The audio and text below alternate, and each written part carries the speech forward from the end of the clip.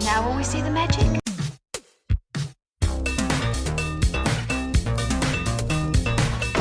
All right, where's Murray? Okay, who is it? This is Jesus, kid. Know then that it is the year 10,191. Yes, we are bored. We're all bored now. Hi, good night. Good night. Hello and welcome to Mary vs. the Movies with your host Mary Jones. And Dennis Ling. Starlight, star bright, the star I see tonight. Is that a song from what we're watching? No, but it's, It's one of her Madonna. early songs. Sure. Yeah. Okay. I've never seen this. Oh, thank God, because if this is a bad movie, well, I'm still going to hold it against you. Why am I even saying, like, no, this is all going to be your fault. I chose this one. Yeah. Sorry. So, we're watching a film that I guess stars Madonna. Yep. So we're watching Who's That Girl? I remember the song Who's That Girl? I liked Madonna in Desperately Seeking Susan, but she's not really starring in Desperately Seeking Susan. No. She is, the spice. Yeah. Right? Because it really stars Rosanna Arquette. Who was also great. Who's great. Who look, Desperately Seeking Susan is wonderful. That's a great movie. We covered it very early in the show, our show. And go back and listen to that or watch that movie. It's so much fun. It's a kind of screwball comedies of the 1980s, like Something Wild, right? Now, instead we're watching something called Who's That Girl, which was the second Madonna movie. And I think she has a bigger part, and I'll bet it's not good. Now, I'm not saying Madonna's a bad actress, because I haven't seen a whole lot of her as an actress, but, just because you can be a persona, and just because you want to be Marilyn Monroe was a great comedic actress. Well, I think she wanted to be Marilyn Monroe and Barbara Stanwyck. And, no, you're not going to You're get not, Barbara you're not Stanwyck. either of them. No. No, you're not Stanwyck. Come on. No, I can understand the impulse. Yeah, I know, right? Seriously. But no, you're not. She's aiming high. You're not Barbara Stanwyck. You're not Carol Lombard. The shots are falling low. No. You're not even, oh, God, what's her name? Myrna Loy? Myrna Loy. Yeah. Come on, man. She wants to be all those things, and I understand the drive. She would kind of change up her look. She would change up her music style. She would change things up, and that's great. That's what you need to do if you want to be a pop star. It doesn't mean you're a good actor. Well, I think she deliberately tried to follow in Bowie's footsteps. Yeah. But Bowie was like a couple decades in by the time. Yeah. Well, I mean, I guess He was a decade in, A at decade least. in when he Decade did, and a like, half. The Man Who Fell to Earth and all that stuff. But Man Who Fell to Earth is like mid-70s, I think. Yeah. I mean, the thing is, Bowie was just a better actor. If you're going to rank singers who act, obviously number one is like Sinatra, right? Sinatra actually was a good actor. He's in some films that are legitimately like great films with great performances. followed by Flea. He's a great background character. He's a great, again, he's a spice. Yeah. Right? You throw him into a small role and it's fun and you go, hey, it's Flea. And I'm always happy when I see Flea show up in a movie, even a movie I don't like Babylon. Hate Babylon, like that he's in it. But yeah, I mean, Madonna, I think she's, a notch above Flea, but she's not Sinatra, she's not Bowie. She's not even Bing Crosby. Bing Crosby, who, he's not a great actor, but he's an affable presence, and he's always kind of playing the same character. Yeah. Right? So I like when Bing Crosby's in a movie. I don't think he was like a great actor. Bing Crosby's voice carries, Yeah. though. Yeah. He has such a voice, such a pronounced voice. Mm-hmm. I don't know, as an actor, it just kind of cuts through everything. It's Yeah. Yeah. Yeah. I mean, Crosby's coming out of a different era when, Yeah. and to some extent we're back in that era, actually. The world of the mid-'60s to, like, end of the 90s is dead. That idea of, like, the singer as an artist and all this type of stuff, that's not real anymore, right? If you want to have, like, a singer who's an actor, I'm trying to think of who, like, does that now. Janelle Monáe. Janelle Monáe should be in more movies, honestly. Who's the monkey guy? The monkey guy? Like, my first thought is, do you mean... Not Dev Patel. No. No. Oh, I know why you said that, too. Because The Monkey Man, which is a great movie. It is. No. You're thinking of he's the British guy who was in Take That, and then he made a movie where he stars, but he's a monkey. Yeah. God, that's a weird idea, but I respect it. Robbie Williams? Robbie Williams. Yeah. I mean, what are we doing here? And but they're like, we had the biggest pop star in the world, and all of America's like, who is this guy? Yes. Why is he a monkey? Yeah, true. Yeah, he's I don't know. I want to see that movie. That looks so strange. I'm like, you know what? Fine. Yeah, he's a monkey. I'll watch it. Should I tell you the one thing I know about this movie, or should we just be surprised? Sure, go ahead. It is a remake of a 30s film that we have seen. Well, that we have seen. Yes. Oh, that's interesting to me. A movie I kept claiming to not have seen, and you kept claiming I'd seen it. Wait, did they? Eventually you finally did. No, they didn't remake My Man Godfrey, did they? No. Different one. Oh, a different one that you claimed that you didn't see, but we definitely saw. There's a couple, I think. Yeah, I was going to say, I'm like, we watched this together. Oh, I'm so curious as now. Don't tell me anything more, because I want to watch it and just see like if I pick up on what movie I think you kept know. saying. I think you'll know right away. Okay. But see, that's a thing. You keep saying, I didn't see that. I'm like, you sat next to me on the couch. What are you talking about? Put the phone down or whatever it is you're doing. Okay, so it's like a screwball comedy type thing. Mm-hmm. That's fine. That's good. I don't really know anything else about it. Except I know it's got like bad reviews. Right? It's not held up as a good movie. Now, Until I will it was say, rediscovered by a podcast in the 2025. So here's the thing. Here's the thing about that. A bad movie from the 80s can sometimes be a lot more fun to watch than a bad movie from the 2020s. Sometimes. Not always. Look, there's no such thing as a hard, fast rule. But at least in the 1980s, you have cinematography. Yeah. You have lighting. Lighting. You have, just interesting editing choices. Mm-hmm. So even if it's bad at that time where the comedy is broad or whatever, it's going to still look better than anything that's coming out now, which bums me out. Especially if it's something made by Netflix. Not to go off on like a tangent, but we just saw Wake Up Dead Man, and I thought it was fantastic. And you could tell Rian Johnson's doing as much as he can with lighting, but the cameras that Netflix makes him use are not allowing for it, and he's straining against it. Yeah. You can tell he wants to do some really great chiaroscuro stuff or like golden lighting and stuff, and the Netflix cameras are just like, no, flatter, no, flatter than that. No, we're talking Kansas, and he's just like, no. So like whatever this is, it's gonna look better than anything made today. By the way, have you seen the Mad Men shot? Oh, yes. Yeah. Again, the 20s have ruined everything. Yeah. Mad Men, a show that knew how to frame a shot and how to, like, color things and how things look good. And you see that version that they put on HBO where you can see the guy with the vomit hose. Yeah, and it all looks... two guys. And it looks bright, unbelievably brightly lit. Yeah. And I'm like, that's not what it looks like on the DVDs I own. Mm-hmm. What?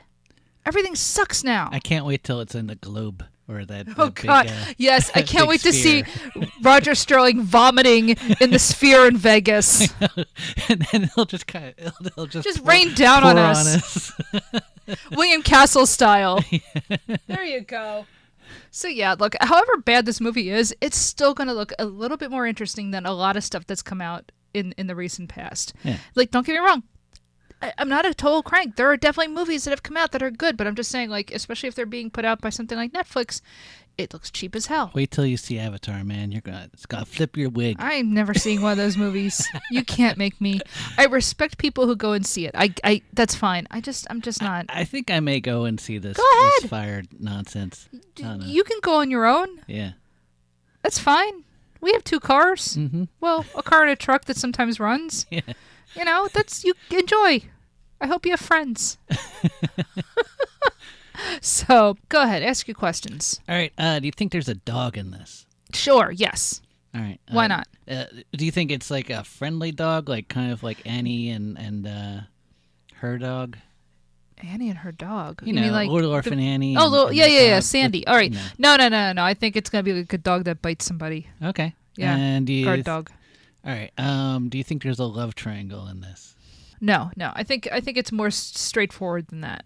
Angry Dad. Maybe. Right. Maybe. Think played by someone famous? Yes. Okay. Yeah. An actual actor, like the one actor in the film. No, I bet this film has actual actors in it. I bet it does. Yeah. But yeah, sure. Angry Dad. All right, cool car. Yes, I bet it's not a car from the 80s. Mm-hmm. I bet something else shows up. All right, where do you think it's set? New York. Yeah. All that stuff is set in New York. I haven't seen it. I can't even. Maybe it's Cleveland, like The Outsiders was. In my brain. The Outsiders was not. That was Tulsa, Oklahoma. What is wrong with you? There was nothing about Tulsa mentioned until the thank you at the end. Dennis, you even read the book. I know. It was years ago, though. Look, I think this film is probably set in New York City. Okay. Okay? Or if it's not New York, then it's going to be L.A. Does anyone die? No, not really. If it's like look, if this is some sort of remake of a comedy from the 30s and nobody really dies, they just sort of like fall off a stage off screen or something and we hear a Wilhelm scream. Name an actor or actress you think is in the original. William Powell. Okay. Because I'm just thinking, like, if it's a movie that you said you never saw, it's either going to be William Powell or Clark Gable. I'm trying to remember how you reacted to, going to see It Happened One Night in the theaters, but I don't remember now. But you must have seen that with me. So we'll see. I don't know. The power of denial is... Well, that's the thing. Pretty strong. Just enough to make me annoyed. So, all right. And I just forget things. No, never. All right. Do we want to go watch this movie? Yeah, sure. All right.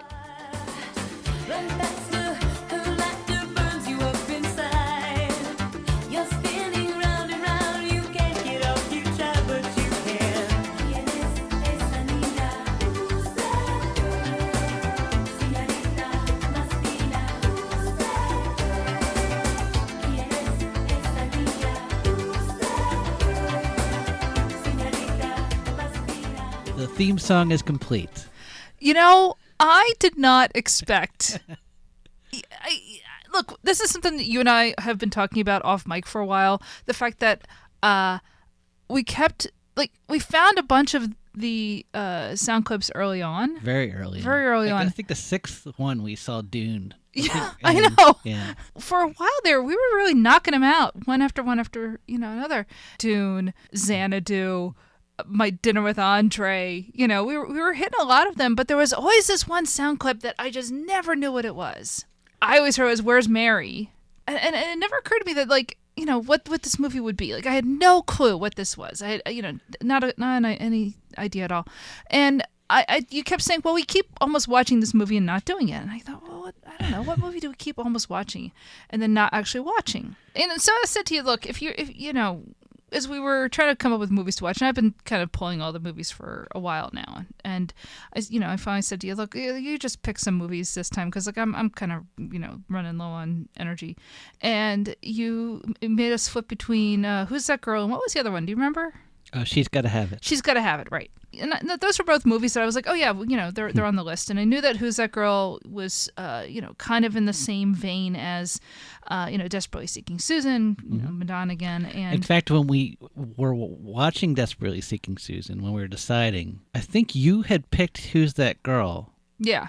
And I said, I've always wanted to see Desperately Seeking Susan, and the reason was that I was like, we're knocking these out too fast. Oh, and I was pushing it off. Really? So you kept misdirecting me to the point where 5 years later... I didn't know it would take this long. Yeah. Yeah. Yeah. So yeah, we're watching this movie, right? Because, we'd flip the coin. It's like, okay, Who's that girl? Oh, okay, great. We're finally going to watch this movie. And I kind of had forgotten about... I had forgotten about the theme song. Not that I forgot it exists. I had the show every week, but I forgot that was a thing, and that we hadn't gone to that movie. And so we're sitting there today, and we're watching the film, and we get to the scene where Griffin Dunne bursts into the gun dealer's bedroom and said, all right, where's Murray? And the thing is, before that scene, he's yelling at other people Mary, have you seen Murray? And I'm like, oh man, it's giving it away. And I'm looking at you, and you're just watching. And I'm like, all right. Dennis, not a thought was in my head. Absolutely nothing. I just kept thinking, oh, this isn't a terrible screwball comedy. I thought this would be much worse. No, not a thing. And then all of a sudden he says, and I go, wait a minute. That's the song. That's it. That's our theme song. And then she goes, hi. And I did, wait, I did. I had to stop. Of course, I had to stop. But I went back 30 seconds stuff. I had to watch it again just to be sure that wait, I really did just hear that. I was sitting there. I'm like, I'm taking notes on my phone. Drop the phone. So yes, we're finally complete. Finally done. Yes, but you know what that means? What? New theme song. No. No, of course not. So hints I've given. Once I told you. Oh, by the way, he's not saying Mary. He's saying Murray. I once just said that to you once, and you were like, "Oh, I didn't even know." And Dennis did not register. So that was years ago. And then Supergirl came out. Yeah. Or we watched Supergirl, and I had put together the animated thing. Yeah. And then for the newsletter, I wrote down the list of all the movies, and I had question marks for this one. Mm-hmm. But I had 3 paragraphs in the newsletter I sent to you, and each paragraph began with who's that and girl. And then when you edited it, you had broken up the 1 paragraph into 2 paragraphs. But yeah, because I didn't know. Because you need an editor, Dennis. God damn it! In fact, I talked to Alana about it. I was like, "Could you put it back?" She said she was going to put it back together, but I don't know if she did. But, and I didn't because I knew I was right and you were wrong. I was like, "That's gotta. You have to divide that paragraph. That doesn't work." I thought I'd given it away there. No. How is that a giveaway, Dennis? Because the last paragraph is like, "Girl, you wouldn't believe what," something like that, and it was like such a weird thing that I would write, but. Dennis, here's the thing. It's not that weird that you wrote it. All right. It's just not that weird. Why would I have made that connection? You hadn't brought that film up in a while. I hadn't tried to watch it in a while. Dennis, you had built an elaborate puzzle, and I was just cleaving my way through it like Alexander. Like, get out of my way. I have at least 2 times on Blue Sky where I just said, you should watch Who's That Girl? I have a post that just Dennis. Who's that girl? It's Madonna. You love Madonna. I am never going to get a hint. You have to draw me a map. And hold it and put it in my hand and say this is a map, and you are going to follow this map, and I will still not do it. I'm sorry, it just does not work. So anyway, when I was recording the theme song, and I just took your list of movies, and I went to YouTube and I just kept looking at clips, looking for sound clips I could use, and I saw this, and it's like, where's Mary? I'm like, oh, Mary, that's that makes sense, but it's actually Murray is the name of the cat, which is funny because that's the name of our cat, our old cat. Yeah, exactly. And it didn't even register to me. But the thing is that this is kind of an East Coast only thing, in that Mary, and Murray are all pronounced differently here, but nowhere else in the world. Yeah, that's true. Yeah, and so I didn't really think much of it, but no, they're not the same. They're not the same name at all. No. But in the rest of the country, they all sound the same. Yeah. And so when you have kind of a badly, like a bad version off of YouTube or whatever, you're not going to necessarily hear the nuances of the vowels, right? So, so no, I didn't know what he was saying. I assumed it was Mary, not Murray, because then you hear a woman's voice, and I assumed that was Mary. Yep. No, so it's Nikki. It sure is. So initially, you said that this was a remake of a movie that you claim you have not seen, but I've said we've seen together. And I meant Bringing Up Baby, but that's why I had read. And look, it obviously does borrow from Bringing Up Baby because there's a big freaking cat in it. Yeah. And it's a screwball comedy, right? Mm-hmm. But, I mean, it's not really a remake of Bringing Up Baby. It's kind of grabbing all over the place. It is. It's got a lot of different things in it. It's got a bit of Ball of Fire, a little bit of It Happened One Night. Yeah. It's kind of all over the place. It's just sort of a mishmash of screwball ideas. Yeah. in the way that a lot of films from the 80s had that, though, right? Mm-hmm. So, we've brought up Desperately Seeking Susan, and that's definitely in that vein, and Something Wild, very much. Something Wild's obviously a much better version of this. In fact, it even has the same plot of the crazy lady has to get on a bus to Philadelphia. Mm-hmm. So it's like, kind of just borrowing from that. Yeah. When she's driving him the wrong way on the highway, it's like, we've seen this scene before. That type of stuff is in something like Bringing Up Baby, Mm-hmm. But yeah, no, it is sort of a mishmash, and it's very much of a type of movie that was being made in the 80s that is an homage to films from the 30s, which are 50 years earlier. I mean, at this point, we're getting close to movies that for us are 100 years ago, which, boy, that doesn't feel good to say. Yeah. But, because I grew up watching that type of stuff, right? But yeah, I kind of appreciate, like, is this like a good version of all of that? It's mediocre. Probably in 1987, this was like not a good movie. But as I was saying in the opening, when you look at it now, it looks a lot better in comparison. Yeah. Look, it could be tighter. You mentioned that it feels like there are scenes missing occasionally. Yeah. Because there are plot points where you're just kind of like, wait, because this movie only comes in at about 90 minutes. Yeah. Like, how did they get in that trash dump? I don't know. They're just suddenly in a trash. Why are they suddenly trying to get a co-op apartment the day before the wedding? Like what's going on here? There's definitely stuff in here that don't make any sense, and they're obviously just in there to be funny. Give the script but give the script another pass or something. Work on it again. Yeah.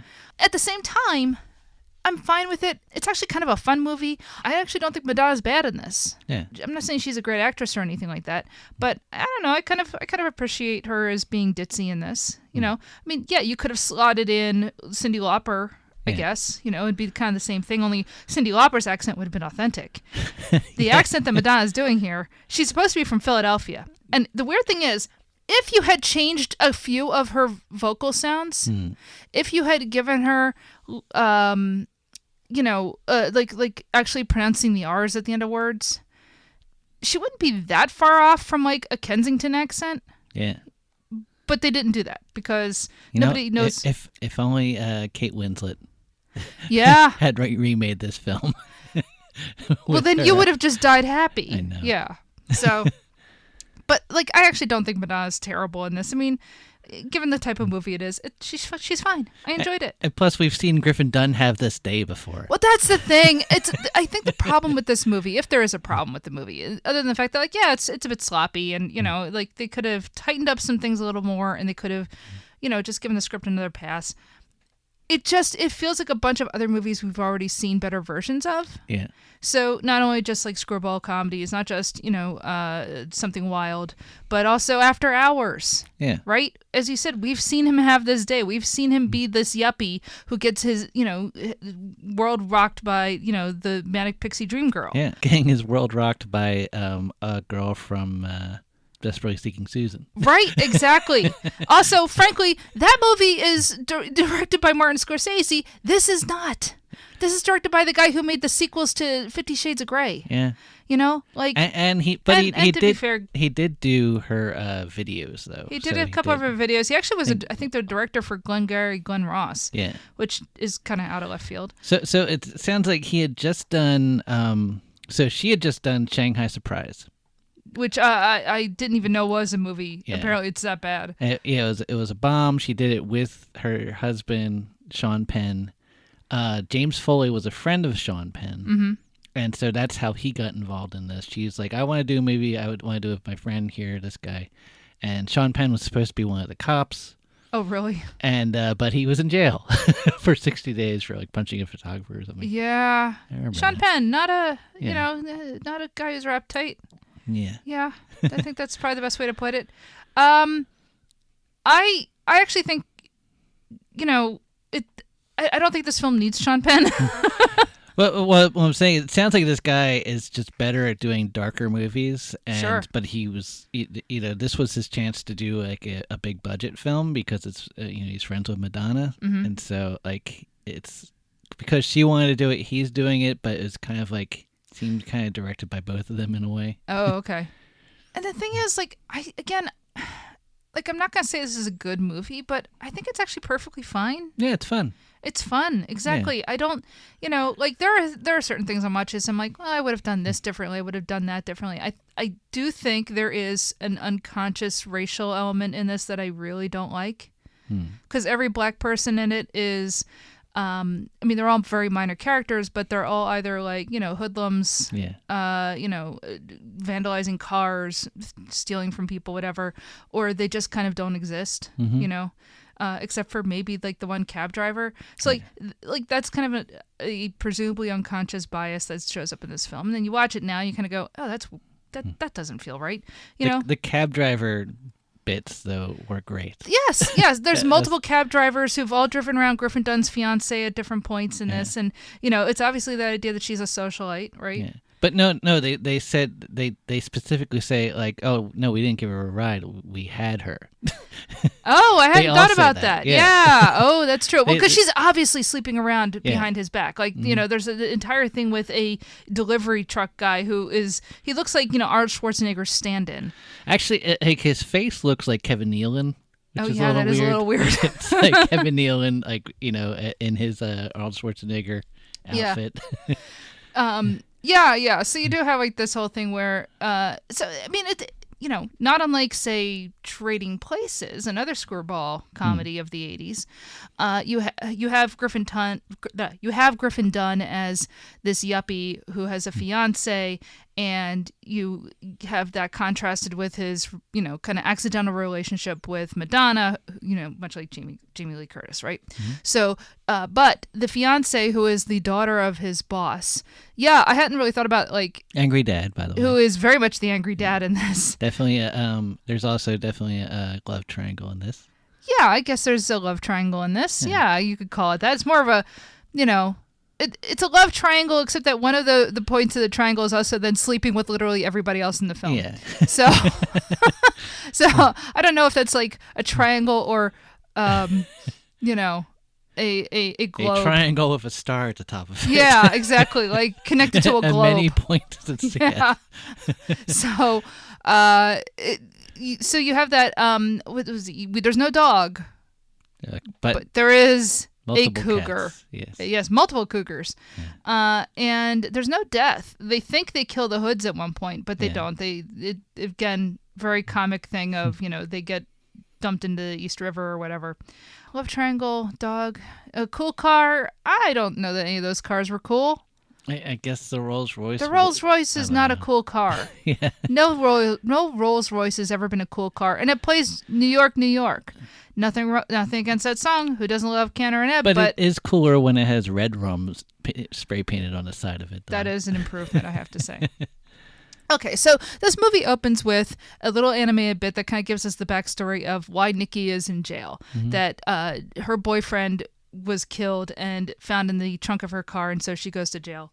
And so the film opens with her getting out of jail. Mm-hmm. And part of her getting out of jail is then the dad of the fiance tells Griffin Dunne, I need you to do a little job for me. You need to make sure that she gets on this bus back to Philadelphia. And so immediately as the movie starts, you're like, well, there's obviously something hinky here. Yeah. Why would this, wealthy investment dude or whatever he is, who has like a fleet of lawyers and, people under him care about why this poor girl is, getting sent back to Philadelphia. And he's like bad right away in that he's like hitting his future son-in-law in the face with a fencing sword. Yeah, there's a lot of fencing in this. Yeah. So, obviously this is, we're clued in, he's obviously must be behind the murder. The film doesn't make any, doesn't try to hide any of that. And so she gets out of jail and he, Griffin Dunne is sent to make sure she gets on the bus. And her whole thing is, I have to escape him and just do whatever I want, which is mostly get to a safe deposit box, which has the evidence to show that not only is she not behind the murder, but who is behind the murder. But also, rob places. But also she likes to shoplift. So she convinces him to take her to a mall and she shoplifts from like Bloomingdale's and a Sam Goodies. And, we get to see some fun, thieving, I guess. Yeah. And, basically she goes and finds ways to escape him over and over again. It's again, it's a screwball comedy. She steals the car from him and decides to drive up to Harlem because she's going to buy guns, right? Because at the same time, she's being hunted by the two hoods who framed her, and the cops are trailing her because they know that there's something going on with her. And so, because she's being let out early on parole, the cops are trailing her, the hoods are trailing her, and Griffin Dunne has to try to get her to get on a bus to go to Pennsylvania. All right. So the rest of the movie is her constantly escaping these situations. Oh, also, Loudon, Griffin Dunne's character, is getting married the following day. Of course he is. Yeah. Because it's that kind of a movie. Yeah. So he is getting married, of course, to the daughter of his boss, who is the guy who set up Nikki for the murder, right? So you can see how all of this is a very claustrophobic little world, as screwball comedies often are. And so we have a lot of fun set pieces, including the fact that he is also being charged with Griffin Dunne's character is being charged with delivering this mountain lion, this puma or whatever, to, I don't know, a random rich guy? Yeah. What is his relationship to anything? I kind of forgot what that was, because he's at the wedding, I guess. He is at the wedding, and that's what I mean when, we say this script could have used a couple of pass-throughs to at least explain why certain things were happening. Like, you don't have to get too obvious with it, but why, like, not so much why is he delivering the cougar, but why does he have to be the one, right? And what is that guy's relationship to the dad of the fiance? Like, how does any of this stuff work? Like, they don't explain any of that in the film, right? And why is Stanley Tucci there? Well, because everybody has to start somewhere. That's true. He is one of the guys working at the docks, Yep. where we first encounter the cougar.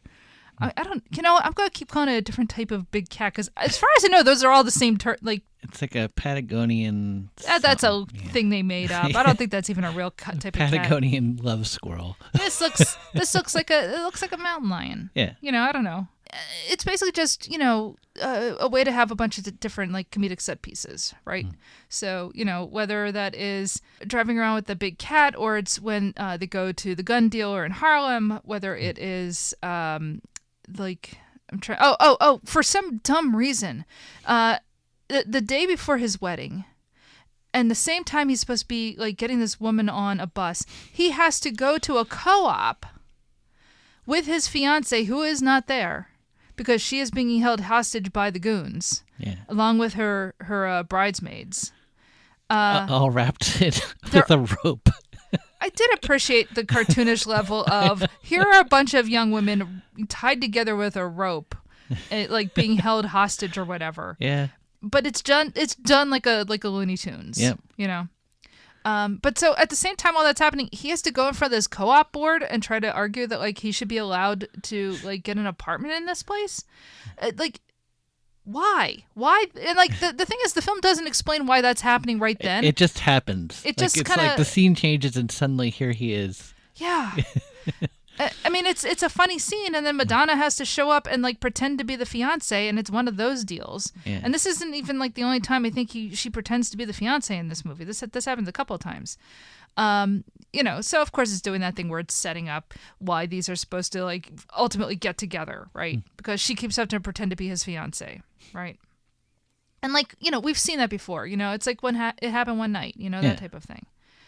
But yeah, I mean, it's a bit weird how some of that, things just kind of happen sometimes in this movie, But I feel like it kind of improves the movie, though. I think throwing that many balls in the air, it, like, keeps the movie moving, and you don't think about it eventually. Yeah, that's the thing. I don't really have a problem with any of the scenes in and of themselves. I'm just like, there's no connective tissue. Yeah.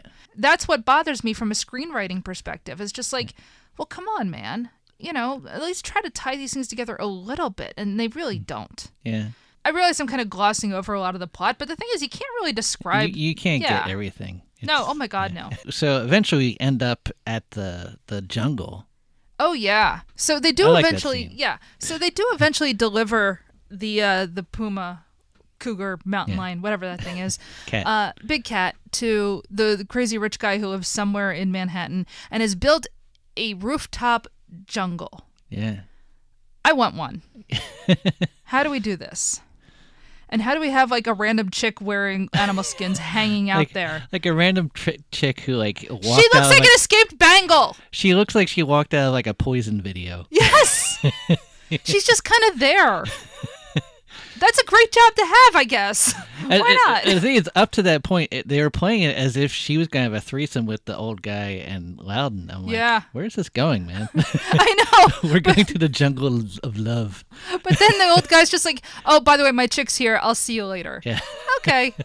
Yeah, so they have to deliver the mountain lion because the old guy already has one, and they want the mountain lions to mate because this is an endangered species. And so he has built a rooftop jungle full of endangered species. Here is the thing. Some of those species are going to eat each other. Like, I'm looking at this, I'm like, he's got a zebra. The lions are going to eat the zebra. What are we doing? You know, come on. They know the rules. Oh, I'm sure they're not vegetarian. that wild. Yeah. I'm sure that the animals are vegetarians. It'll be fine. I totally would love to have my own rooftop jungle, though, man. If I was like a crazy rich person who lived in Manhattan, obviously. Yeah. Yeah. Would I have exotic animals? I don't know. I'd feel bad for the animals. But, you know, maybe a parrot that can fly around on his own and just kind of hang out. Yeah. Actually, you'd have to have multiple parrots. They're social creatures. Yeah. And now all of a sudden you've got like a whole bunch of guano. And what do? I guess sell it. That's not guano. That's bats. No, birds also. That's Oh. just like a term for... Oh, I didn't know. I'm pretty sure. Like, think about... Isn't there like those islands in like the Caribbean that like we colonized so that we could have the guano? Uh-huh. Anyway. That tangent made about as much sense as some of the scenes in this movie. I know, that's where this movie sends us. Yeah, pretty much. Oh, so Raul, the one bad guy. Yeah. He's a part of a Kid Creole and the Coconuts. He's a drummer for them. Oh, is he really? Yeah. Okay, I thought he looks so familiar. Right. And I was like, am I recognizing him or do I think that he looks like what's his name, Portlandia guy? Fred Armisen? Yeah, Fred Armisen dressed look up a little as like some, yeah. Yeah. But no, we probably have seen pictures of him there. Yeah. All right. I hadn't really made that connection. So I guess this has more than one musician in it. Yeah. Yeah. Cool. Like Desperately Seeking Susan. Yeah. Yeah. That's true. So yeah, she is able to eventually get to the safe deposit box, but it has to be the next morning. Like they go to the bank and they can't get let in because it's like closing time, so they have to wait till the next morning, which of course is the day that Loudon is getting married. Yeah. And they sleep together that night in the jungle. Yeah, obviously they have sex, but it's all off camera. Yeah. You know, given that the fiance is screwing apparently half of Manhattan. Yeah. Why not? You know. They go to get the safe deposit box, and then she opens up. At some point, she gets open the envelope and sees like the photos of the dad, you know, basically being behind all, and like there's audio tapes, and it's a whole envelope full of evidence that will not only just clear her, but will convict the dad, Mr. Wentworth or whatever. Yeah, whatever. And I mean, at some point, it's almost implied that maybe Wendy, the fiance, is also in on it. I don't know. There's pictures of her there. There's pictures of her in the evidence too, which makes me wonder, is there like a thread that's being dropped that she's also behind whatever I feel happened? like she was just there because like it's... Nikki wouldn't know who that guy is. Yeah, that's probably true. She never met him. But. Well, again, this is like a plot hole in the film. Yeah. And not to go all cinema sins, I don't really care that much about it. It's just that this is a movie that has a lot of weird kind of like holes in it. Yeah.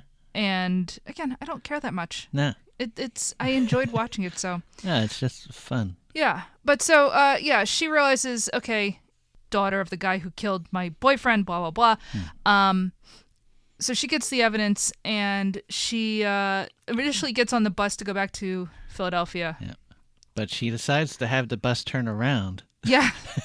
Turn around so that she can go and confront the guy and win Loudon back. Yeah. And that's basically what happens is, you know, the bus, the not Greyhound bus, turns around, and basically you have like a whole ending of a bunch of people turning up at this wedding to break up the wedding before it can be finished, because that's kind of the nature of a screwball comedy, right? So all the five bridesmaids who are still being held captive with a rope by Raul and the big guy, they are like all outside of they're in the back of this limo, and these 5 cops are saying it's so hard to date, and then they see this Exactly. It's all jokes like that. You know, these motorcycle cops see like these girls being driven by and like, hey, dates. I know. You know, it's practically like Cannonball Run. Yeah, type. exactly. You know? The ending is much more like Cannonball Run than anything else. So yeah, the goons end up back at the wedding. The bus ends up at the wedding. A cab driver's at the wedding. The cops are at the wedding. Like a whole bunch of people end up at this wedding. And just bursting their way in. And so Nikki reveals that, hey, that's the guy who framed me. You know, what are you going to do about it? And so the cops have all this evidence now, and they go to, you know, arrest him. But the dad, Mr. Wentworth or whatever, grabs a fencing sword. And now Griffin Dunne has to fence his not-to-be father-in-law anymore. Yep. And, basically wins the day. Wendy, the fiance, decides to go off with the big hunky delivery man. Nikki and Loudon, you know, ride off into the sunset, essentially. All the people on the bus get free food. All the people on the bus get a free meal. And then for some reason, the cops start making out. Yeah. I don't know where that came from. Why not? Yeah, I mean, it's fine, but like, so the 2 cops who are trailing them the whole time, they hate each other, and then all of a sudden at the very end, they decide to make out. And I appreciate it, but I'm also like, that came out of left field, and I have no idea how that played in 1987. You know, so yeah, that's it. That's the movie. Yeah. I'll be honest, I had a fun time. Like, it's not a great movie, but I understood the rhythms of it enough that I could kind of forgive where it's dumb, and I don't think Madonna's that bad in it. Yeah. You know? I've seen people say, oh, she's a terrible actress. And yeah, in some stuff she probably is. I haven't seen a lot of her films. This one's, you know, it was not liked at the time, but watching it in 2025, I liked it. Yeah, James Foley had said that she was kind of more natural when she didn't know what she was doing in Desperately Seeking Susan. Mm-hmm. And for this, it's like she kind of concentrated more, and so that's why she's a little stiff. But the stiffness works for me because it is meant to be a screwball. Yeah. Those are not naturalistic films necessarily. When you're doing that kind of broad comedy, I think it's fine for her to be this kind of, you know, over the top. I wish I was Jean Harlow, whatever. Or Carol Lombard. Type of figure. It's totally fine as far as I'm concerned. So.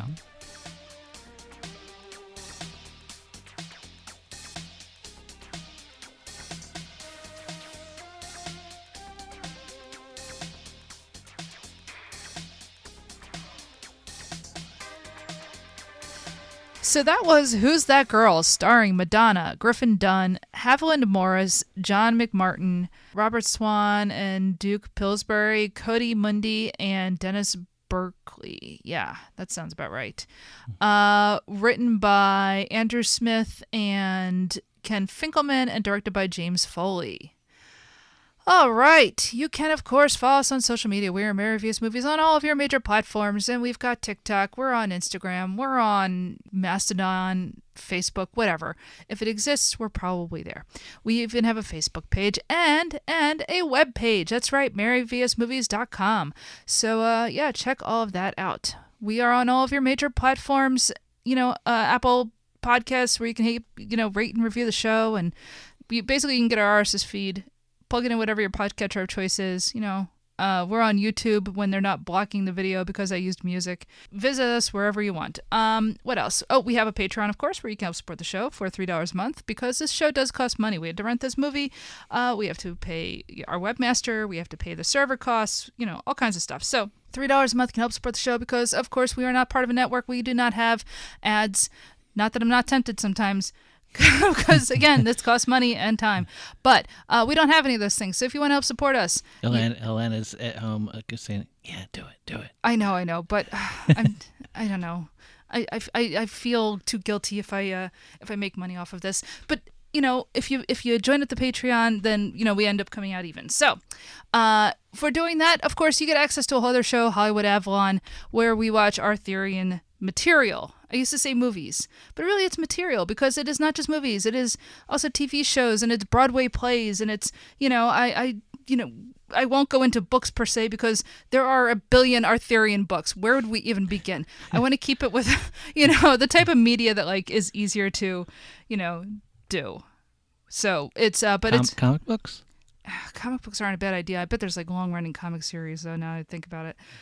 Wait, what comic book are you thinking of? I don't know. Oh, fair enough. I mean, so like recently we watched another episode of Merlin. I got a problem with that show. I'm sorry, folks. I hope you like it. I'm glad for you. It's not clicking with me. But we watched things like Indiana Jones and the Last Crusade, Bugs Bunny cartoons. At some point, we're going to do some episodes of Gargoyles. We've done various King Arthur movies called things like King Arthur or The Knights of the Round Table. We even did 28 Years Later, which I still stand by that. Did you see Bone Temples coming out? Can't wait. soon? Gonna be great. I'm all in. Yeah. I don't know that movie's going to be Arthurian, but who knows? Because like the Bone Temple, I can connect it to Castle Ethan Heath and whatever. Don't even get me started. But anyway, if you want to listen to us talk about Arthurian movies and TV shows and music and stuff like that, sign up for the Patreon, patreon.com/MaryVSMovies. That's where we have Hollywood Avalon. All right. Next week, we had flipped a coin, and so the other film that we had chosen was Spike Lee's. What is? She's Gotta Have It. I never watched the TV show, though I heard that was pretty good. And obviously I have not watched this film. So I'm kind of excited for She's Gotta Have It. I kind of want to see more his indie stuff. Yeah. Like just how, like what he's taking from, that kind of thing. Absolutely. No. I'm very excited to get into like really early Spike Lee stuff. So yep. I think it's going to be really good. So, all right, that is our next episode. And so, until next time. All right, where's Mary?